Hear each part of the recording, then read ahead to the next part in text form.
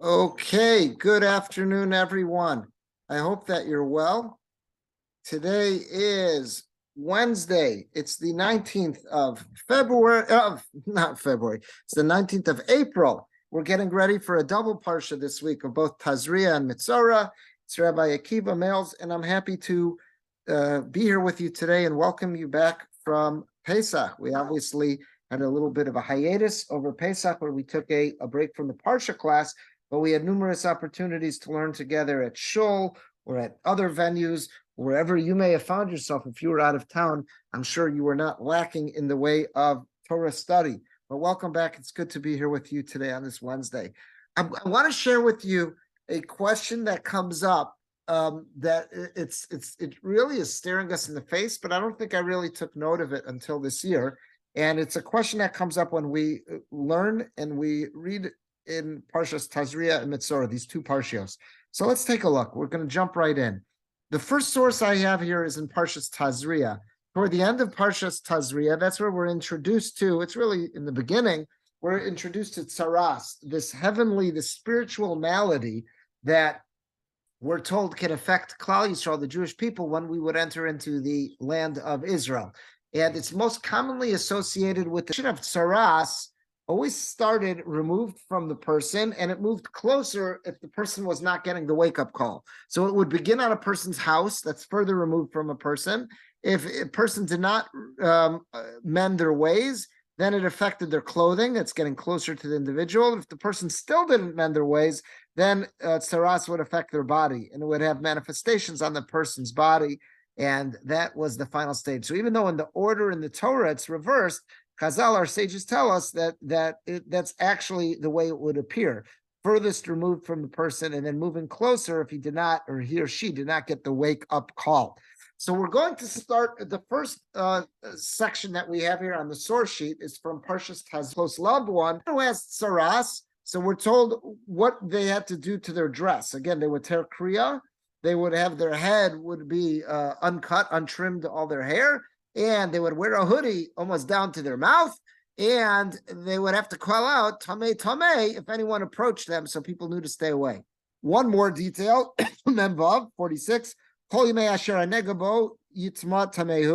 as long as the affliction is on this person, they should remain in the status of being tameh, spiritually unclean. Badad yeshev, and they shall dwell isolated and put in confinement, outside the dwelling, that's where they are. So the person is chutz lamachane. The person can't reside amongst the rest of Bnei Yisrael. They're going to be residing outside of the camp, outside of the city, outside the camp of Israel. So let's see what Rashi tells us here. Rashi's quoting the Gemara in Erechen, and we're probably familiar with this, but let's see it anyhow. It says, Badad yeshev, this person is put in isolated, in solitary confinement, but they're not inside. They've got to move outside of town, outside the camp. So on a plain meaning what that is that we don't want other people to who are tameh. In other words, they may be tameh, and they may say, okay, I'm suffering from some other spiritual form of uncleanliness. Let's say they come into contact with a corpse. So okay, so at least we'll be together. So we're saying, no, the Metzora is badad yeshev. Even other people who are tameh, even if there's other people who are tameh, they're not allowed to be with them. It says they're not allowed to be together. Why is it that this person has to be all the way by themselves? Manishtana, you look at that term, manishtana, it's right after Pesach. Manishtana, why is this case different? Mishar Tameim Le'shev Badad. Why is it that we want the Metzora to be all alone? Other people who are Tameh, they're all in the same boat. Let them be together. So why is it that the Metzora we want to be in solitary, absolutely by him or herself? So the Gemara answers that Rashi's quoting, it's mida keneged mida, it's measure for measure. This person misused his or her gift of speech, and they caused rifts to grow between various people that they spoke ill about. It could have been a husband, a wife, it could have been between friends. So they shattered relationships. They broke up other people's relationships and caused other people to be all alone. Afu ibadel. So too, this person needs to be separated and needs to be all alone. In other words, it's this idea that God deals with us, midah keneged midah, and assuming the most prevalent way to end up with saras was through the sin of lashon hara, speaking ill about others. So what's the result of that? When we speak about others, we shatter friendships, we break relationships. So I've caused other people to be isolated. So when I'm stricken with saras and God wants me to focus on what I've done wrong to deserve this and what I need to repair moving forward in order to rejoin society, he says, let's give you a taste of your own medicine. See what it feels like to be all alone, away from the comfort of friendships, relationships, and the close company of others. And that'll send the message to the person to clean up his or her act. Okay, so that's that. One more Rashi, mechutz lamachaneh. So not only does this person have to be alone, but they have to leave the camp. They can't just be alone in a solitary room in a house. They got to get out of Taj. They got to be out of town. They got to be outside the walled city, outside the encampment. Mechutz lamachaneh, chutz l'shalosh machanos, outside of all three camps. Now, when Bnei Yisrael were in the Midbar, there were three camps, and here the translation of Rashi, he's quoting the Medrash, Toras Kohanim. That's a famous Medrash that Rashi uses for a lot of Vayikra, Sefer Vayikra. So the Medrash says, Chutz Lamachana means he's got to be outside of all three camps. What are those three camps?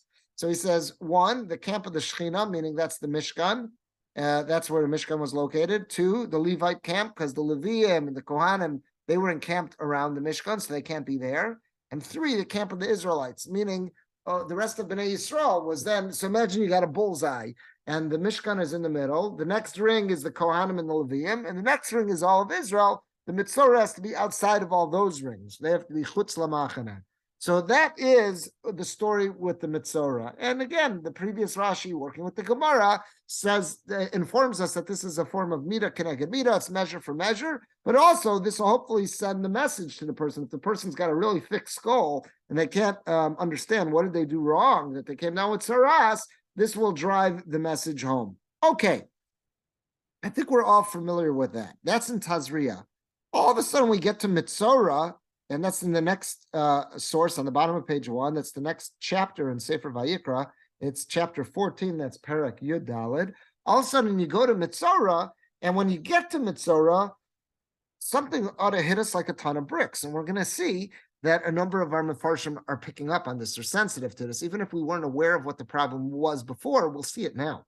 So the Pasuk is now talking about what is the process of healing? What is the process of recovery, you might say, from when someone has saras, they've been stricken with saras, what is the process of being made tahor, being made spiritually pure once again? So the pasuk says, "Vaydaber Hashem el Moshe lemor." God speaks to Moshe and says, "Zos tiyeh toras hametzora b'yom Torah." So I'm going to say to you now, what are all the laws that pertain to a metzora on the day that they become tahor, when they're climbing out of this status of being spiritually unclean? V'huva el hakohen, he shall be brought to the Kohen. Gimel, v'yatsa hakohen al michutz lamachaneh, the Kohen will go meet this person outside of the camp.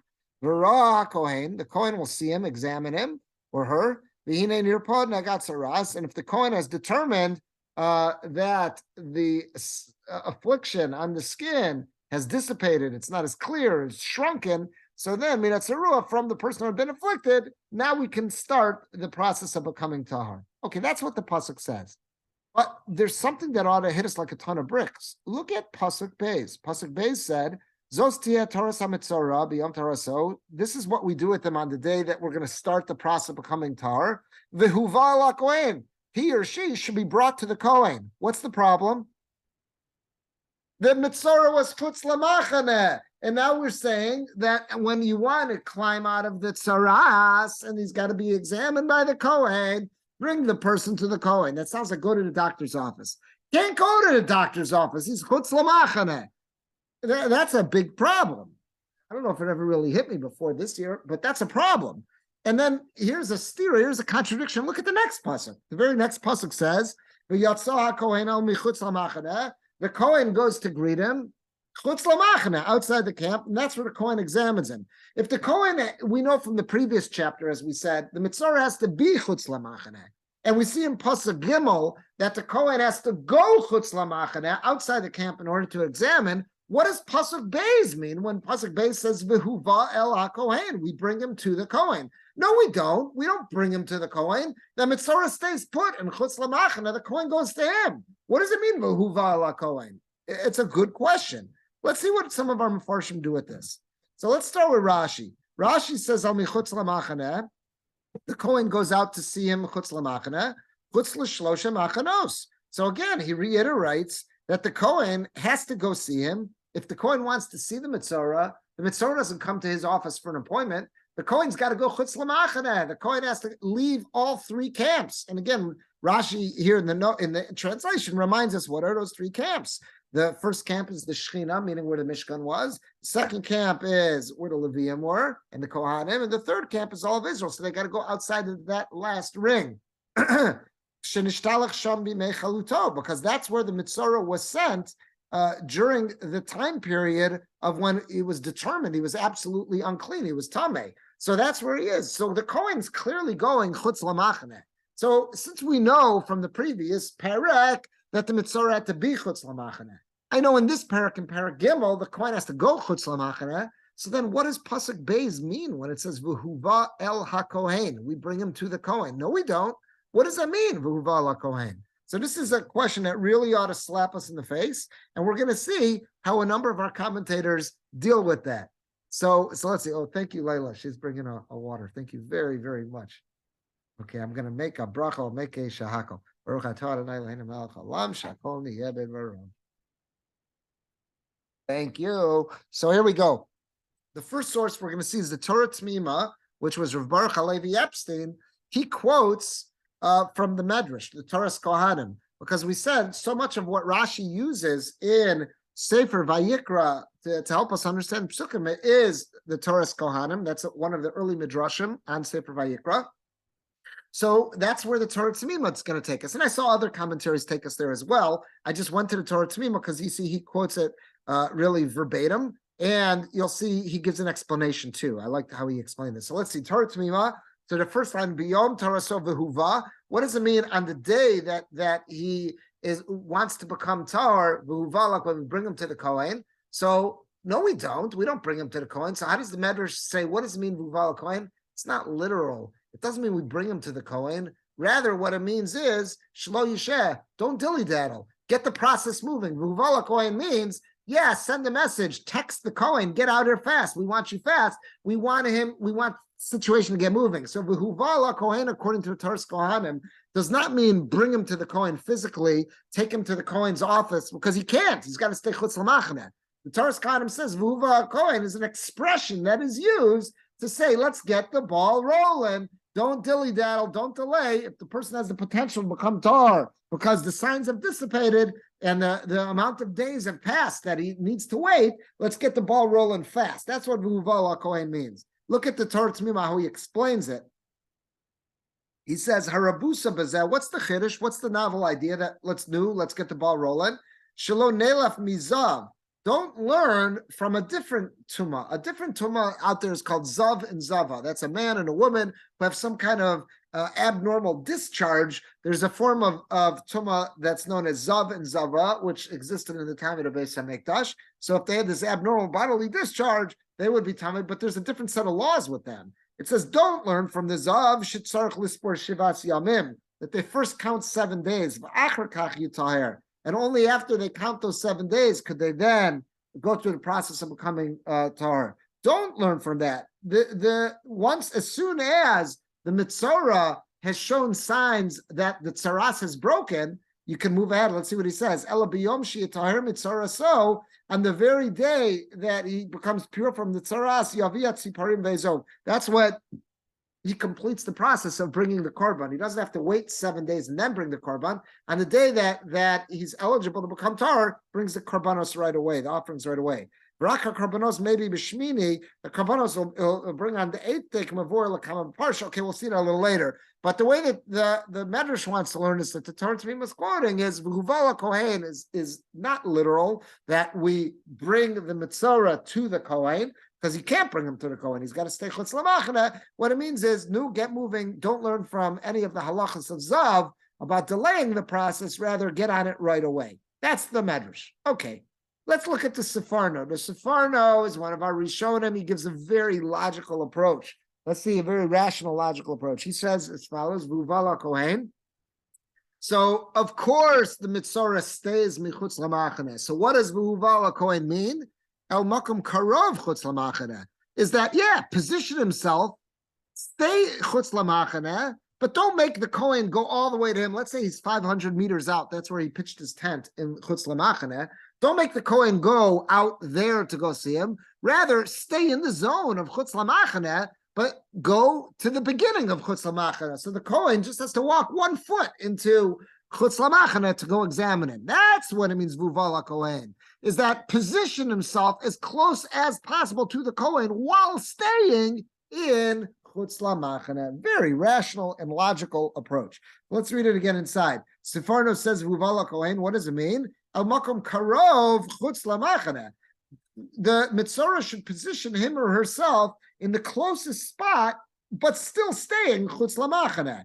Sheyuchal hakohen bechavod uveli rav torech lelechas l'roso. This way, the Kohen could go examine him with the most amount of dignity. He doesn't have to go traipsing through this dirty no man's land. It's not like a settled area where paved roads and stuff. And with the least amount of tircha, the least amount of trouble, l'lechas l'roso, to go examine him. So that's the Sefarno. Very logical and a wonderful solution to this. Because again, we if you read it literally, you've got a real problem. Vuvala Kohen. So Vuvala Kohen means that the Kohen goes to see him chutz lamachane, and the Metzora has to stay chutz lamachane, but he should position himself at the first point possible in chutz lamachane, so the Kohen doesn't have to schlep or to degrade himself in an unpaved area to go out and see him. Okay, that's Sefarno.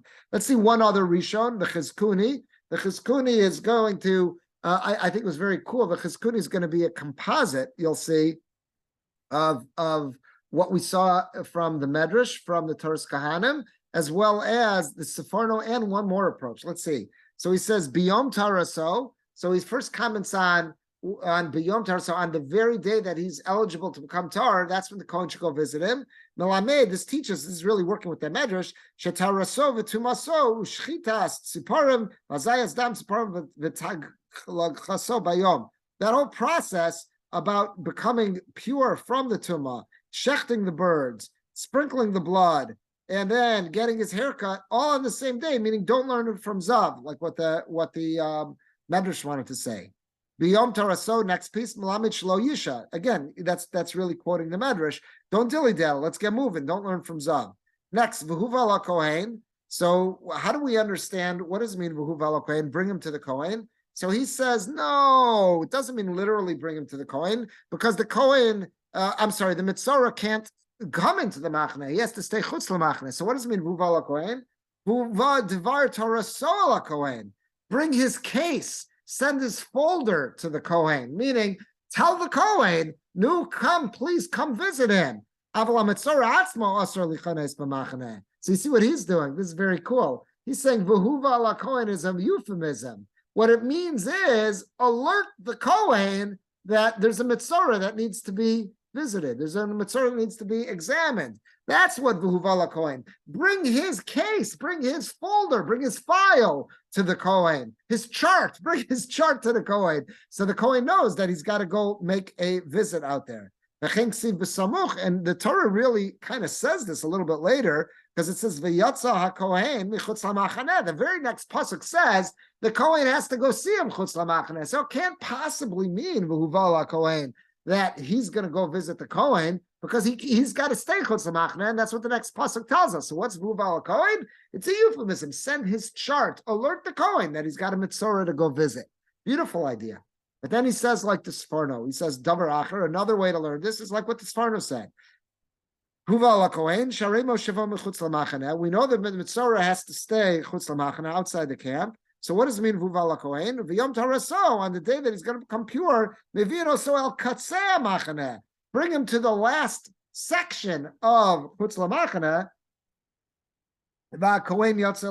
Bring him to the border, to the right outside the gate. so the Kohen could come see him there, so the Kohen doesn't have to schlep in. So that's like the Sefarno. So we see here in this Cheskuni, there's really three approaches, all three of what we just saw. Is that at first might be telling us it's got to happen fast. Number two, Huva Kohen might mean that, of course, the Metzora stays Chutz HaMachane. Huva Kohen's a euphemism. Let him stay 500 meters out, but it means send the chart to the Kohen that he knows he's got to make a house call or a Chutz HaMachane call. And the third shot is, no, it's not that it's send the chart. Actually pick up this Metzora, should pick himself up or herself up and position him or herself, staying Chutz LaMachne, but as close to the Machne as they can possibly get. And that will be causing less of a schlep to the Kohen. That's what it means, Vuvala Kohen. I thought that's very cool. You see these different, three different ideas, and you see in the Chizkuni here, he kind of wraps them all together. Now we're going to go to another source. We've been looking this year at several of the Pshatim in the Be'er Yosef, and the Be'er Yosef was Rav Yotzei Tzvi Salant, and we're going to take a look at what he does with this. So Rav Yosef Tzvi Salant, he tells us about this potential problem. He looks at these two psukim, that the psukim, one pasuk says, Vuval HaKohen, which says that you bring him to the Kohen. And the third one is, and that's pasuk Beis, and in pasuk Gimel, it says the Kohen goes to see him Chutz LaMachane. So how do you square this away? That's what we see. That's the problem. So he alerts us to a couple of these solutions that are out there. Let's go to the top of the left column, because in the right column, he alerts us to the problem, and he tells us some of the solutions that are out there. One of them, the first approach of the Cheskuni, which was, send this file, tell the Kohen that there's a Metzora that needs to see you. It's also the Sifsei Chachamim who says that one. And then he tells us about the Sefarno. The Sefarno gave us that approach that meant, no, of course, the Metzora stays in Chutz LaMachne, but he or her should position him or herself as close to the camp as possible. Okay, let's go to the top of the left. Now the Be'er Yosef is going to say some of his own stuff. V'nira, it appears to me, Dulai Afshar L'Kayim Shnei Ksuvim Kipshutam. He goes, I've got another approach how you can make sense of this, that the two psukim are not contradictory, that it makes sense to say Vuval Kohen. Sometimes, yeah, that he does go to the Kohen, and sometimes the Kohen goes Chutz LaMachane. How? Maybe there is a way to keep both psukim literal. There are times there are times where the Metzora sometimes goes to the Kohen, but how? If it's possible. And there are other times there are other times the Kohen has to specifically go Chutz LaMachane to see the Metzora. There's no other way to see it, that Metzora. And I'll explain to you now.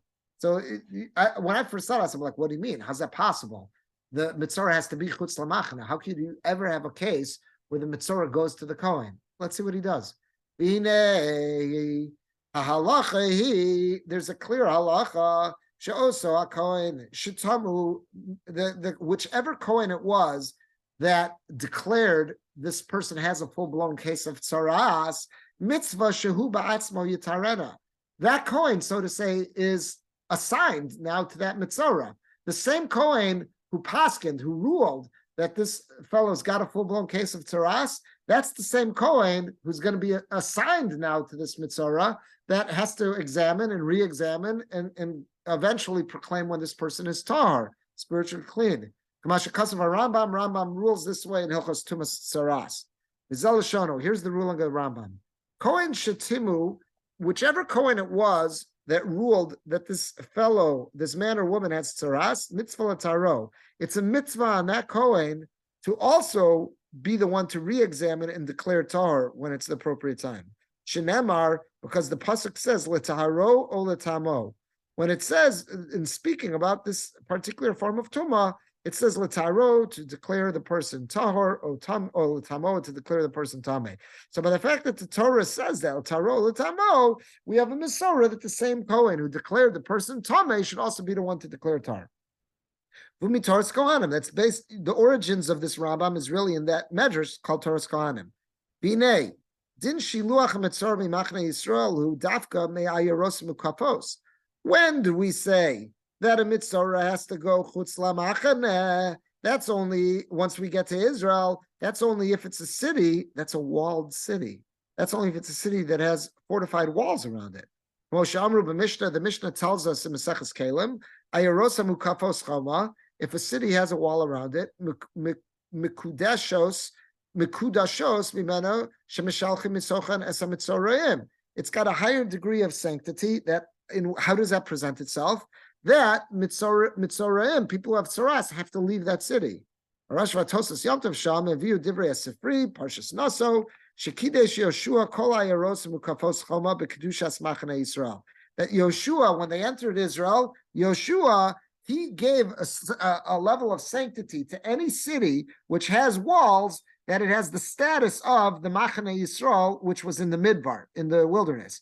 Avalo kol eretz Yisrael lo shara ayaros shemu kafos chamo. But that level of sanctity was not given to the rest of the land of Israel that's not enclosed in walls. The only time we say that a mitzvah has to go chutz lamachane is if it's a city that has walls around it. It's mukafes choma.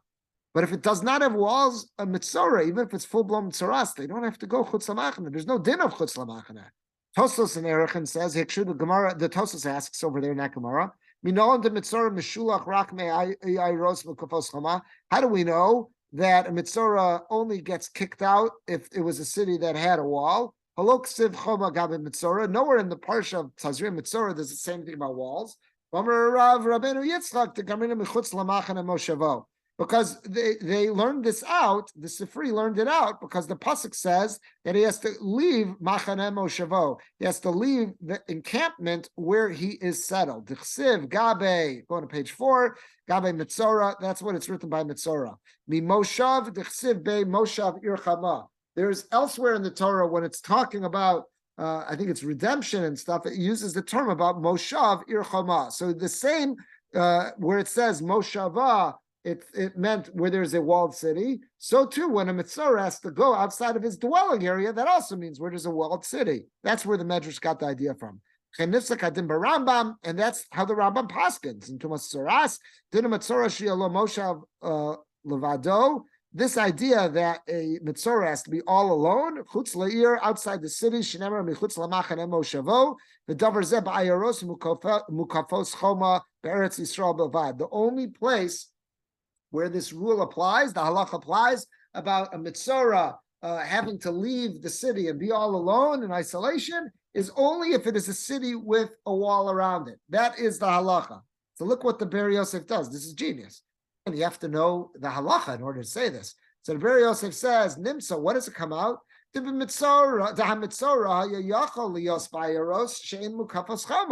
comes out then that not every mitzvah has to be chutz lamachaneh. The only mitzvah, once we went into Eretz Yisrael, the only mitzvah, and by the way, tzaras only kicks in, except for the exceptions of like Miriam Hanavi, who got tzaras in the midbar.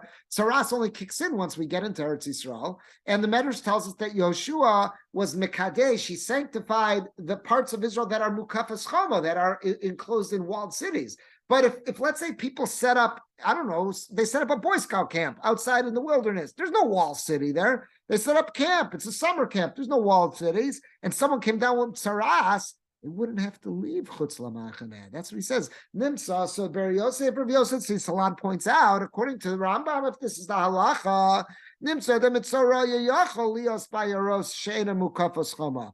A mitzvah is allowed to stay in an inhabited area as long as there was no wall surrounding that place. According to that, now that I know that there's a halacha, that the same Kohen who declared Tameh has to be the same Kohen who declares Tahar. So let's say the Kohen who was in that unwalled city, where someone comes down with what looks like tzaras. They're in an unwalled city. It was Boy Scout camp. And we said, we need a Kohen. And there happens to be a Kohen who was traveling through. Kohen, can you look at him and determine if it's tzaras? And the Kohen says, yeah, that's tzaras. It's an unwalled city. Does that mitzvah have to go chutz lamachaneh? No, because it's an unwalled city. And now I also know that it's a mitzvah on the same Kohen who said that it was Tameh, he should be the Kohen to declare him Tahar. So in this case, perhaps Ber Yosef says, look, it's beautiful. He says, if it was the Kohen who declared him Tameh originally, that Kohen happened to have been in a city without a wall. Now it makes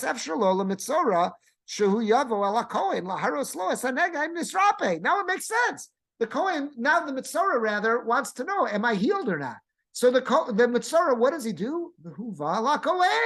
He goes to the Kohen. Why? Because the mitzvah is to go to the same Kohen who declared Tameh. So I'm in an unwalled city. I never had to go Chutz LaMachane. Now I want to know if I'm Tar. Vuvala Kohen. That's who the Torah is speaking about when it says Vuvala Kohen. Go to the Kohen. You're not Chutz LaMachane. That's what the Torah means. He himself could get up and go visit the Kohen for an appointment, to get reassessed, to get examined. But